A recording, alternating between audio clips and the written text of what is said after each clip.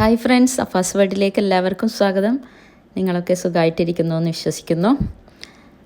അടിപൊളി നാടൻ ബീഫ് കറിയാണ് ഞാനിന്ന് തയ്യാറാക്കുന്നത്. വീഡിയോ സ്കിപ്പ് ചെയ്യാതെ കാണണം, എന്നാൽ മാത്രമേ ചേർക്കുന്നതൊക്കെ മനസ്സിലാവുള്ളൂ. അസാധ്യ ടേസ്റ്റാണ്. ഇനിയിപ്പോൾ ക്രിസ്മസിന് ഒരു കറിയൊക്കെ ഉണ്ടാക്കണമെന്ന് വിചാരിച്ചാൽ ഈ ബീഫ് കറി ഉണ്ടാക്കി നോക്കുക. അപ്പത്തിനായാലും ചോറിനായാലും ചപ്പാത്തിക്കായാലും എന്തിനും കൂട്ടി കഴിക്കാൻ നല്ല ഒരു കോമ്പിനേഷനായിരിക്കും. അപ്പോൾ ഇതിനായിട്ട് ഞാൻ 1 കിലോ ബീഫാണ് എടുത്തിട്ടുള്ളത്. അത് നന്നായിട്ട് കഴുകി വൃത്തിയാക്കിയിട്ട് നമുക്ക് മാറ്റി വെക്കാം. എല്ലോട് കൂടിയിട്ടുള്ളത് തന്നെയാണ് ഞാൻ എടുത്തിട്ടുള്ളത് കേട്ടോ. അപ്പോൾ ഇതൊരു വലിയ പാത്രത്തിലിട്ടിട്ട് അതിലേക്ക് 1 ടീസ്പൂൺ മഞ്ഞൾപ്പൊടി ഇട്ട് കൊടുക്കാം. 1.5 ടീസ്പൂൺ കുരുമുളക് പൊടി ഇട്ട് കൊടുക്കാം. ഇനി വെളുത്തുള്ളി ഇഞ്ചി ചതച്ചതാണ് ഞാൻ ഇട്ട് കൊടുത്തത്. അത് 1.5 ടേബിൾ സ്പൂണാണ് എടുത്തിട്ടുള്ളത്. നിങ്ങളുടെ കയ്യിൽ വെളുത്തുള്ളി ഇഞ്ചി പേസ്റ്റ് ഉണ്ടെങ്കിൽ അതും ഉപയോഗിക്കാം. ഇനി കുറച്ച് നല്ല കറിവേപ്പിലയും കൂടി ഇട്ട് കൊടുത്തിട്ട് ആവശ്യമുള്ള ഉപ്പും ചേർക്കാം. ഇനി നല്ലോണം ഇതെല്ലാം ഒന്ന് തിരുമ്മിയെടുക്കാം.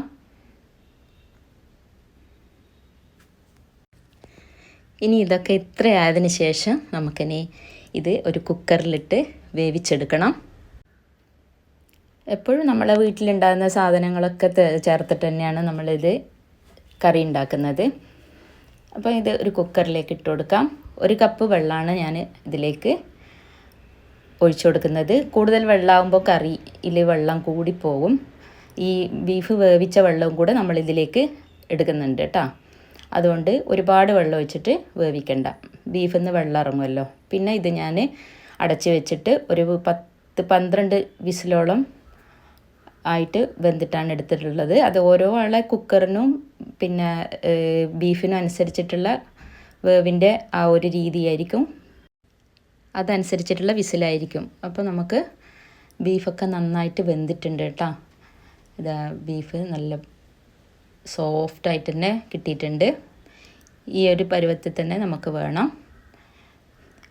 ഇനി നമുക്ക് ഇതിന് വേണ്ടിയിട്ട് ഒരു പാത്രം അടുപ്പത്ത് വെച്ചിട്ട് 2 ടേബിൾ സ്പൂൺ വെളിച്ചെണ്ണയാണ് ഒഴിച്ചു കൊടുക്കുന്നത്. ഇത് നമ്മൾ നാടൻ രീതിയിൽ ചെയ്യുന്നതുകൊണ്ട് വെളിച്ചെണ്ണ തന്നെയാണ് വളരെ നല്ലത്. വെളിച്ചെണ്ണയിൽ തന്നെ ചെയ്യണം. അതിലേക്ക് ഞാൻ 1 ടീസ്പൂൺ നെയ്യും കൂടെ ഇട്ട് കൊടുത്തിട്ടുണ്ട്. നെയ്യ് ഇട്ട് കൊടുക്കുന്നില്ലെങ്കിൽ വെറും വെളിച്ചെണ്ണ മാത്രം മതിയാവും. ഇനി ഇതിലേക്ക് 2-3 ഏലക്ക ചതച്ചതും പിന്നെ ഒരു ചെറിയ കഷ്ണം പട്ടയും 3-4 ഗ്രാമ്പും കൂടെ ഇട്ട് കൊടുത്തിട്ടുണ്ട്. പിന്നെ കുഞ്ഞുള്ളി ഏകദേശം ഒരു 100 ഗ്രാം ഉണ്ടാകും, അതും കട്ട് ചെയ്തിട്ട് ഇട്ട് കൊടുക്കാം. കുഞ്ഞുള്ളി പിന്നെ 2 സവാളയും നേരിയതായിട്ട് അരിഞ്ഞിട്ടെടുത്തിട്ടുണ്ട്, അതും കൂടി ഇട്ട് കൊടുക്കാം. ഇനി ഇത് നമുക്ക് ഇളക്കിയിട്ടൊന്ന് ചെറുതായിട്ട് വഴറ്റിയെടുക്കണം. കാരണം നമ്മൾ ബീഫ് വേവിക്കുമ്പോൾ ഇതിലേക്ക് നമ്മൾ ഉള്ളിയും തക്കാളിയും ഒന്നും ചേർത്തിട്ടില്ല. ഉപ്പും മഞ്ഞളും കുരുമുളകും മാത്രം ചേർത്തിട്ടാണ് ബീഫ് തയ്യാറാക്കിയത്. സവാളയൊക്കെ വഴന്ന് വന്നിട്ടുണ്ട്. 1/4 ടീസ്പൂണോളം മഞ്ഞൾപ്പൊടി ഇട്ട് കൊടുക്കാം. ബീഫിൽ മഞ്ഞൾപ്പൊടി ഇട്ട് കൊടുത്തതുകൊണ്ട് നമുക്ക് 1/2 ടീസ്പൂൺ മതിയാവും. 1.5 ടേബിൾ സ്പൂൺ മുളക് പൊടിയും 2.5 ടേബിൾ സ്പൂൺ മല്ലിപ്പൊടിയും ഇട്ട് കൊടുക്കാം. മുളക് പൊടി എരിവില്ലാത്ത മുളക് പൊടി ഉപയോഗിക്കാം കേട്ടോ. നമ്മൾ കുരുമുളക് പൊടി ഇടുന്നതുകൊണ്ട് കുറച്ച് അത്യാവശ്യം എരിവ് ഉണ്ടാവും. ഇനി ഇതിലേക്ക് വലിയ ജീരകം പൊടിച്ചത് ഒരു 1.5 ടീസ്പൂൺ ഞാൻ ഇട്ട് കൊടുത്തിട്ടുണ്ട്. അതുപോലെ 1 ടീസ്പൂൺ ഗരം മസാലയും ഇട്ട് കൊടുക്കാം. പിന്നെ ഇതിലേക്ക് 1.5 ടീസ്പൂൺ കുരുമുളക് പൊടി ഇട്ട് കൊടുക്കാം. ഇനി ഇതെല്ലാം നന്നായിട്ട് ഇളക്കി ചേർത്ത് കൊടുക്കാം.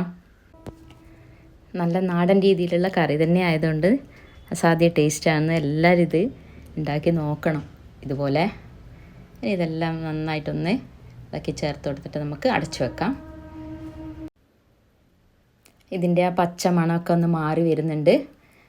അപ്പോൾ എല്ലാം ഒന്ന് സെറ്റായി വരുമ്പോൾ ഇതിലേക്ക് ബാക്കിയുള്ള ചേരുവകളും കൂടെ ചേർത്ത് കൊടുക്കാം.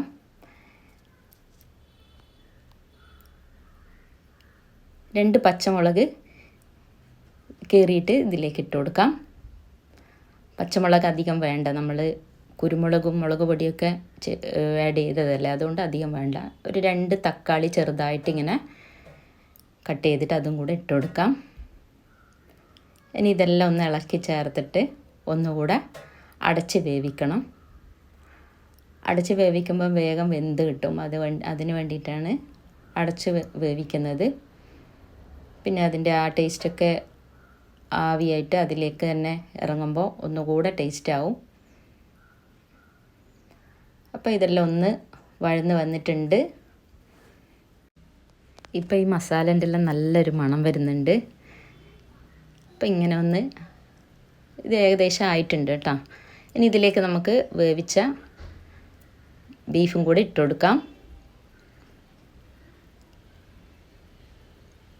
ആ വെള്ളത്തോടു കൂടി തന്നെയാണ് ഇട്ട് കൊടുക്കുന്നത് കേട്ടോ. അത് നല്ല ടേസ്റ്റ് ആയിരിക്കുമല്ലോ. ആ വെള്ളവും കൂടി ആകുമ്പോൾ കറീൻ്റെ ആ ഏകദേശം നല്ലൊരു സെറ്റായിട്ട് വരാൻ. ഇനി ഇതെല്ലാം ഇതുപോലെ തന്നെ നമുക്ക് ഇളക്കി ചേർത്ത് കൊടുക്കാം. നന്നായിട്ട് ബീഫിലെല്ലാം ആ ഉള്ളീൻ്റെയും തക്കാളീൻ്റെയും ഒക്കെ ആ ഒരു ഇത് ഇറങ്ങിയിട്ട് ഒന്ന് സെറ്റായി വരണം. അതിന് നമുക്ക് ഒന്നുകൂടെ അടച്ച് വെച്ച് കൊടുക്കാം കേട്ടോ കുറച്ച് സമയം. ഇതിനൊക്കെ ഫ്ലെയിം അധികം കൂട്ടി വെക്കാണ്ട് തന്നെ എല്ലാം ചെയ്യണം.